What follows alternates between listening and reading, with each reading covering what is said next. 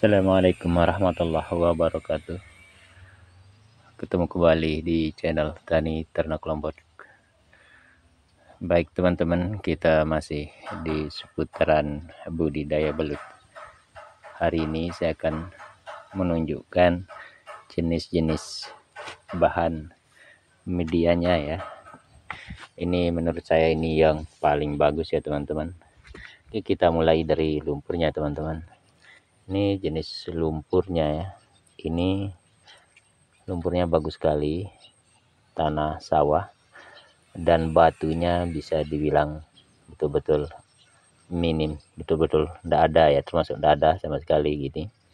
Coba ini perhatikan, ini tanah liat ini. Nah ini bagus, karakternya bagus, ini paling disukai semua belut. Ini di dalam tanah ini banyak sekali larva-larva atau benih-benih cacing ya. Ini kalau udah agak kering nanti cacingnya akan tumbuh besar dan itu akan jadi makanan belut. Nah seperti ini teman-teman. Ini lumpurnya agak kehitaman. Apapun warnanya yang penting tanah sawah. Dan cara ngambilnya, tolong teman-teman ambil yang paling atas ya, jangan terlalu dalam, jangan terlalu bawah ngambilnya, nanti akan, kalau di bawah akan banyak batunya ya teman-teman. Nah seperti ini, kalau bisa ambil di atasnya saja kalau di sawah. Usahakan kurangin batu-batu kerikilnya ya, jangan sampai banyak yang ikut. Nah seperti ini teman, kelihatan sekali bagus kan. Ini akan bertahan lama dinginnya ini, walaupun tidak dikasih air lama. Kalau udah difermentasi sama jerami, dia akan bertahan untuk bertahan untuk tetap tidak kering maksudnya gitu. Oke, supaya kita lebih singkat, sekarang kita pindah ke jeraminya. Ini seperti ini ya teman-teman, ini jeraminya. Usahakan jeraminya yang sudah lapuk yang teman-teman. Kalau enggak ada jerami yang udah lapuk, tolong dijemur dulu. Kalau ini udah betul-betul lapuk teman-teman. Ini kalau medianya seperti ini enggak apa-apa, kita 1 bulan atau 3 minggu juga udah bisa kita lepas belut ya teman-teman. Nah seperti ini nih, bagus sekali jerami seperti ini. Udah kita tidak susah-susah lagi, tidak seperti saya dulu waktu mulai ya teman-teman, tidak ada yang ngajarin, tidak ada yang apa. Jadi begitu saya ambil jerami di sawah, saya tidak tahu harus yang mana yang baik, terus saya langsung fermentasi. Lama sekali teman-teman baru bisa siap fermentasinya kalau jeraminya masih agak baru begitu. Jerami itu kalau masih baru ketemu sama lumpur terus kita kasih air direndam, sulit untuk akan membusuk teman-teman. Oke, begitu singkatnya teman-teman. Tolong pilih jerami yang udah lapuk atau yang udah lama ya teman-teman. Kalau nggak ada jerami yang lapuk, tolong dijemur dulu jeraminya ya teman-teman. Begitu. Oke, lumpurnya sudah, kita pindah ke kedubung pisang. Nah kedubung pisang yang saya pakai selama ini teman-teman seperti ini. Ini udah lapuk teman-teman. Ini walaupun ini tidak kita jemur, tapi ini udah mau busuk ini. Ini sebentar lagi kalau kita taruh di tanah, kedubung pisang seperti ini akan mengundang cacing teman-teman. Itu gunanya. Itu gunanya kedubung pisang. Dia akan mengundang cacing. Jadi benih cacing yang ada di lumpur tadi di sini, dia akan merayap ke kedubung pisang sini begitu. Dia akan kumpul ke kedubung pisang ini. Begitu teman-teman. Itu kegunaan kedubung pisang. Jadi tolong teman-teman kalau pakai kedubung pisang, tolong cari yang sudah lama juga. Seperti jerami tadi. Kalau nggak ada kedubung pisang yang sudah lapuk seperti ini, tolong dijemur teman-teman.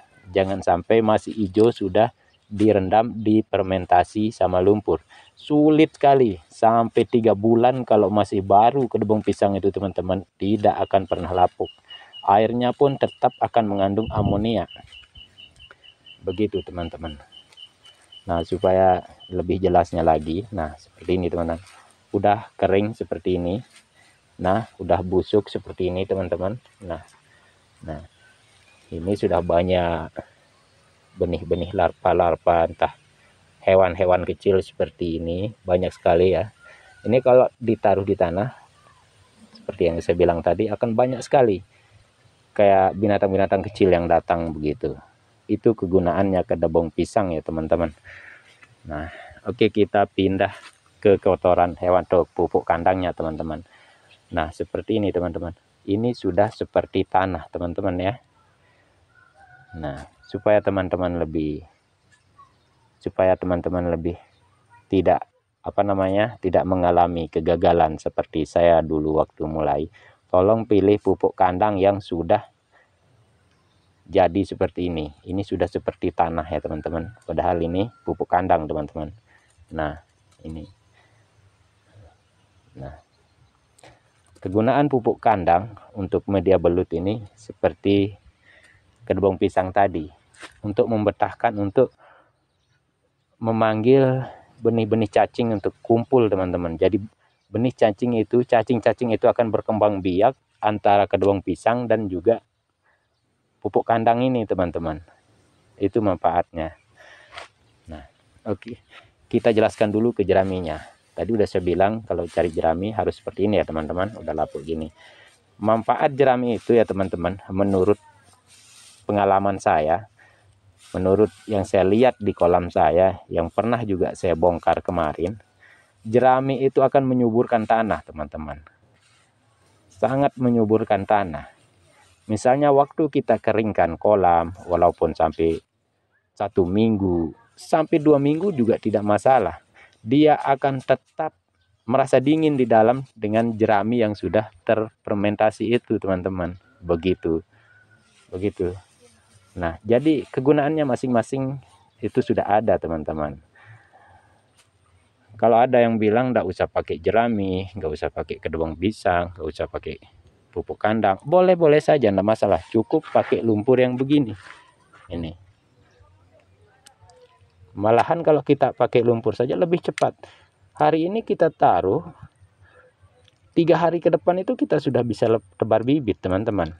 Tapi masalahnya kan kita mau lama, kita mau ada benih-benih cacingnya tumbuh dalam kolam kita. Jadi walaupun kita tidak kasih makan, masih ada makanan persiapannya di dalam.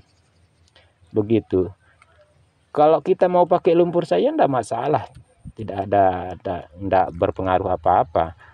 Tapi kita harus rajin kasih pakan, soalnya enggak ada pakan cadangan begitu. Dan lagian kalau kita pakai lumpur saja, enggak ada istilah penggemburnya di dalam seperti jerami, kohe sapi, ada kedebong pisang. Itu akan membuat lumpur ini menjadi padat teman-teman. Kalau waktu kita keringkan selama 1 minggu, lumpur seperti ini akan padat di dalam, akan membuat belut menjadi kurus, lama-lama akan mati teman-teman. Jadi kegunaan jerami sama kedebong pisang sama kohe sapi itu banyak sekali manfaatnya. Begitu teman-teman. Nah, itu menurut versi saya begitu. Mungkin ada teman-teman lain yang punya pendapat, ya itu pendapatnya dia. Ini menurut pengalaman yang saya alami selama ini begitu teman-teman. Nah, jadi kalau milih lumpur itu ambil di sawah, ambil bagian yang paling atas. Nah, jerami, tolong pilih jerami yang udah lapuk. Kalau nggak ada jerami yang lapuk, enggak apa-apa, jerami yang baru, tapi tolong dijemur dulu. Begitu juga dengan kedebong pisangnya, sama seperti jerami. Kalau enggak ada yang udah lapuk begini, tolong dijemur dulu gitu teman-teman. Mungkin ini aja dulu buat teman-teman ya. Kalau ada yang belum jelas silahkan ditanyakan. Insya Allah kalau udah seperti ini, kalau masih ada aja kegagalan, nah kemungkinan ada sama bibitnya begitu. Ada sama bibitnya, bukan sama di medianya teman-teman. Tapi walaupun seperti ini teman-teman, tolong difermentasikan yang agak lama juga. lihat dari airnya, lihat dari tumbuh-tumbuhan yang kita taruh di atas seperti enceng gondok atau apa. Kalau itu sudah tumbuh dengan bagus, insya Allah fermentasi kita udah jadi. Nggak usah kita tusuk-tusuk, bakar-bakar. Itu bukan versi saya ya, soalnya untuk menyala juga susah, orang di air. Ya oke teman-teman, mungkin ini aja dulu. Silakan kalau ada pertanyaan, dan kalau ada yang mau ada pendapat lain silakan, saya juga terbuka. Wabillahi taufiq wal hidayah. Assalamualaikum warahmatullahi wabarakatuh.